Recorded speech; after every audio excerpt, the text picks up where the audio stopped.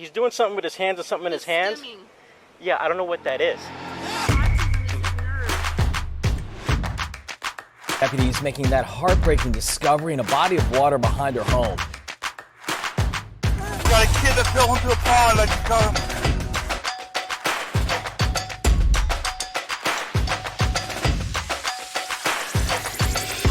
I've lost my son 5 times. He has never, ever wandered. Hey everybody, welcome to the Respect the Stim podcast. I'm your host, Captain Jerry Turning, and thank you for being here. Every podcast I've ever listened to in my life, every course or learning session I've ever attended, the first thing that the host or the instructor does is thanks the audience for being there. I can honestly say that none of them have ever meant it more than me. For reasons that are going to become very obvious very soon, this is a deeply, deeply personal topic for me. And the fact that you have stumbled upon this podcast and you've given me a few minutes to listen to me ramble about these things really means a lot to me. And I promise you I'm not going to let you down. I promise you I'm going to blow you away with the information you don't know and the information that will be directly relevant and pertinent to your job. When you create a podcast, it's not as simple as just turning on a mic and starting to talk. There's a process involved, and I did a lot of research and looking into what that process is. And what all the experts say is the first thing you have to do is decide who is your audience, who is your perfect avatar that you want to speak to, who is that person out there that you would like to speak directly to. And for me, that was pretty easy. What I wanted this podcast to be is I wanted it to be a conversation and an appeal and an educational experience to the road cop, to the on the ground road cops out there, those guys and girls out there in your patrol cars, running radar on the side of the road, answering calls for service, scarfing down lunch in between calls, finishing up your paperwork. And I wanted to more specifically reach out to those of you who are looking for an edge. Those of you who maybe you follow some tactical podcasts, some leadership podcasts.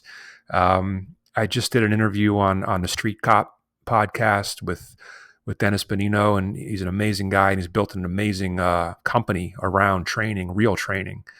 Guy's trying to change the world, and he's an inspirational and impressive dude. And it occurred to me that his audience is precisely who I want to speak to. It's those officers out there want to be good at your job. You want an edge. You want to find bad guys, and you want to. Sounds corny, but you want to protect and serve your community, and you're motivated to learn. And that's who I want to reach with this. It's also obvious to me that if that is my audience, if you are my avatar and you who I want to reach, this is not the sexiest of topics for you. And your feed and your podcast feed is probably filled with advanced tactical podcasts and advanced firearms and ground fighting and leadership and things like that. David Goggins and leadership podcasts. And I understand this probably would not be the top of your list to look into, but I want to change your mind on that, and I want to expose you to some truths. And the truth is that this area, autism and people on the autism spectrum, this can hurt you too. And ignorance to these topics can be as detrimental to your career as ignorance to case law and ignorance to search and seizure and tactical mistakes. This is an area where you're exposed to some risk. And this is an area where if you don't get a handle on this and you just rely on your training, experience, and instincts to get you through these calls, you can get yourself hurt. So I need you to understand that. I need you to buy in and just give me a little while. And the cool thing about these topics is it's not something you have to, it doesn't take a lot of book smarts. You don't have to study and memorize case law or memorize statutes. This is something that once you embrace it and once you digest it, wrap your brain around this, it becomes intuitive, it becomes instinctive, and it becomes something that you just, you're becoming better, and you can use these insights and draw from them in the moment, just like a tactical exercise, just like muscle memory when you're involved in a gunfight. these things will serve you, and usually when you least expect them. And it just takes a little bit of listening. All right. So I'll try to make it exciting for you, but I understand I know who you are. I know you want narcotics investigations, tactics, and things like that. Give me a little while, and I'll open your eyes. Now, this is an early episode, so I want to explain to you who I am and give you my story, how I got here.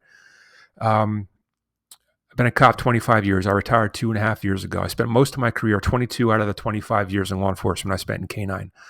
I worked 4 dogs in my career. All of them were dual purpose patrol narcotics dogs. Spent a lot of time in the woods tracking bad guys, tracking missing people. Really, really loved it. I had a passion for working dogs, and I thought that was my purpose in life. And I thought, yeah, this is what I'm here to do. And I got good at it, really good at it, actually. And then one day in 2007, I sat in a very nice doctor's office across a mahogany desk from a doctor that I didn't like very much. And she spoke 4 words to me that forever altered my life. Those 4 words were, "Your son is autistic." And I don't know your experience. I don't know your touch point with autism. I don't know if you have any family members with autism, but I'm here to tell you that as a parent, when a doctor says those words to you, it buckles you. And in a flash of lightning, 1,000 things that used to really matter to you suddenly don't. And a million things that you'd never considered, never even thought about, are suddenly all you can think about. And in that moment, I remember the hardest part about it was the revelation that my carefully mapped out life, this path, this life that I thought I had all planned out and had been entitled to, was altered. It was different, and it's like God Himself reached down, tapped me on the shoulder, and said, "Hey, hotshot, you're not the quarterback. I am, and I'm calling an audible. We're running this play now, and get on board. And oh, by the way, let me introduce you to your purpose." And I had already been a cop 10 years. I had already been in K-9. I was running a K-9 unit. I thought I had all this figured out. I had been involved in a number of incidents involving individuals with autism and large-scale searches. Was successful finding missing people. I thought I knew this. I thought, okay, I got this. I understand enough of this thing called autism to do my job. And what I don't know, I had the self-confidence to, just figured I can muddle my way through. But when it's your child, when it's facing your family, you get humbled really quickly. And I learned really fast that I didn't know the first thing about this thing called autism, and I had a lot to learn. And I had to pursue this. I had to become a student of this. So that's what I did. It was a simple fight or flight mechanism that kicked in. I had to go to work and learn what this was for my family, for my own personal reasons. I had to learn what this was. Now, when I was faced with this curveball, with this diagnosis of my son, I didn't handle it well. I handled it pretty poorly, actually. It messed me up bad, and set me off balance for a long time. I got very, very bitter, very angry about this thing, this change in my life. The words "fuck you, God" left my lips many times. And I spoke about this on the Street Cop podcast recently. I hear a lot of interviews and a lot of podcasts about trauma and individuals, individuals in the military and combat veterans and cops who have been involved in shootings and seeing unspeakable things. And you hear a lot about trauma and dealing with trauma. And not to compare this to that or those heroes that deal with that on a daily basis, but there is a level of trauma involved in the diagnosis. And I dealt with that, and it grounded me for a long time, to the point where I was ready to lose everything. I was on the brink of just losing everything. Emotionally, I was throwing it all away. I was renouncing God. When you find yourself renouncing God, you're in a bad place. And it hit me that I was at a breaking point, and if either I could either get control of this and take ownership of it and claw my way back, or I could just let it eat me up and toss away my family and lose everything. So that fight or flight mechanism kicked in again, and I decided to fight. And what that fight was for me is a little different than it might be for you. For me, I'm an introverted kind of guy. I don't talk a lot. Believe it or not, it sounds funny talking to a guy, listening to a guy on a podcast, but I don't talk a lot. So I had to figure out, okay, I could either keep all these emotions and these fears and anxieties and this anger inside me and let it consume me, or I can fight and I can get them out. So that's what I did. I started to get them out. And the form that I took is I started writing about it. I started just putting on a computer screen all of these fears and emotions and things I was dealing with as a dad. And it's my own form of cheap therapy, just getting it out of my brain. And one day I got brave enough to post something that I wrote on Facebook. And when I did that, something really cool happened. People started to read it. And I never imagined people would actually read something I wrote, but when they did start reading it and it started to get shared, it was one of those mini viral kind of moments that people started to read it and share it, and I started to get likes and people started liking it. And then something cool happened that I consider one of the first miracles I've seen in my life. People started thanking me, and I started to receive thank yous and letters of gratitude from around the world, literally, from parents thanking me for expressing these emotions that they themselves were feeling and hitting on these insights and these things that they were struggling with as well. And man, I got addicted to that. I really started to enjoy the gratitude and the thanks and the validation I was receiving from across the world from parents. And that literally saved me. That saved me from a real dark place. And I realized, okay, all right, I can find a light here, and I can follow this light, and I can dig out of this place. Now, listen, you understand what I'm saying? None of this was about my son. None of this was about my son. This was my path. This was something I had to deal with, and I had to get back and wrestle my way out of.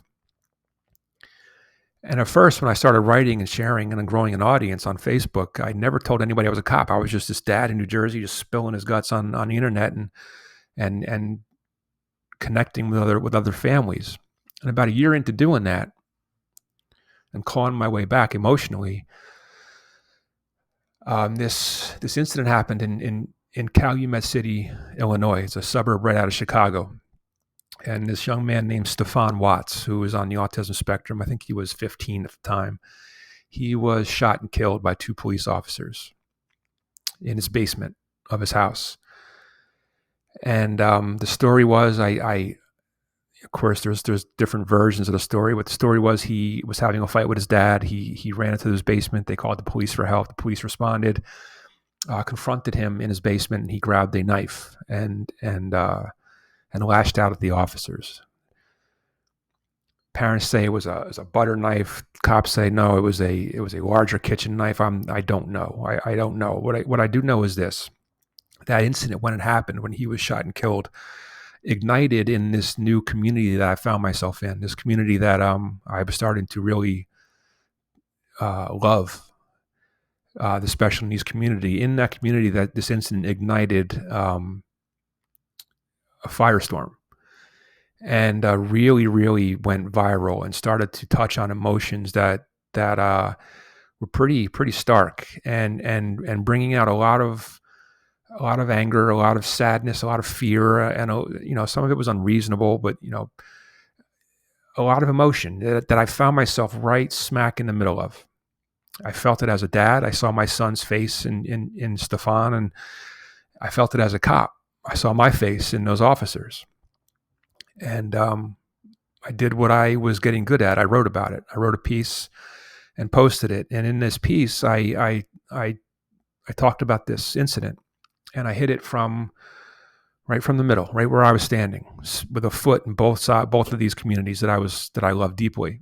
And I said, look, I share in the grief of this family, and it's a tragedy, and it's unspeakable. And I pray to God for Stefan and his parents and his family, that they are dealing with something unspeakable here. And I acknowledge the fact that, yes, we need more training and more resources for police and first responders dealing with these incidents and interacting with these individuals. But I also feel for the police, and I also have been in those positions. I have also felt my trigger give and felt my index finger pulling on the trigger of my weapon in the heat of the moment, doing mathematical calculations in my head of whether I would survive this encounter, both physically and legally. I've been there. And I wrote that, listen, there will be an internal affairs investigation on this incident. There will be a full investigation. I promise you that. I promise you if these officers acted recklessly or God forbid, maliciously against this young man, that they will be punished and there will be justice. But here's the thing. I know for a fact that these two officers didn't wake up that morning and decide today's the day I'm going to go find a special needs kid and kill him. And I know for a fact that they didn't go through their roll call or briefing that morning and hatch a plan to end the life of a 15-year-old boy. And I know for a fact that today, which was, a couple of days after the incident, that they are praying to whatever God they believed in for strength and forgiveness. And them and their families are irrevocably damaged, and they will never be the same from this incident. So while you're praying for Stefan and his family, I ask you, please do me the honor of also praying for these officers. And then I made a promise. I swore an oath to both Stefan and his family and to these officers that I would do my part, that I would do whatever I could to make this better. And whether it involved telling their stories or training, delivering training, building communication, building relationships amongst these communities and law enforcement, whatever I could do, I was going to do my part. And I've tried to live my life from then on, fulfilling that promise. So this is a part of that. And this is it's an important part of that. I deliver this training, and I'll talk to anybody that'll listen to me and teach them about our kids and teach them the insights I've learned the hard way as a dad. And, on this ride for 19 years now, I learned what works and what doesn't. This podcast thing, this new venture I'm trying to do here is an extension of that. It's something I've wanted to do for a long time. I'm trying to reach you. I'm trying to reach the officer in his patrol car right now, saying, okay, how can this help me in my career? I want to learn to find drugs, find bad guys, and get an edge on the street. Well, what does this guy have to tell me? I have a lot to show you, a lot you can learn it's going to help you and serve you if you just kind of walk with me for a while. So that's why I'm here. And thank you. Thank you for giving me some time. Do me a favor. Listen to the next one. Give me a little while. Let me be your break in between the hardcore tactical stuff.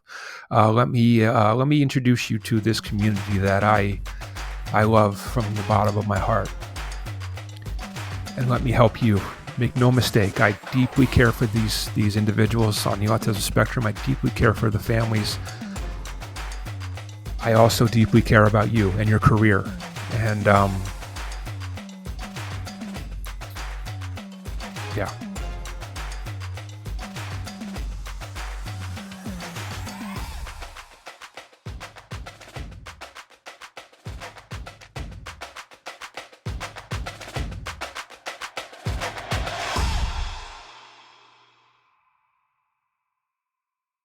For more information on booking individual or agency autism response training, visit my website at www.bluebridgetraining.com.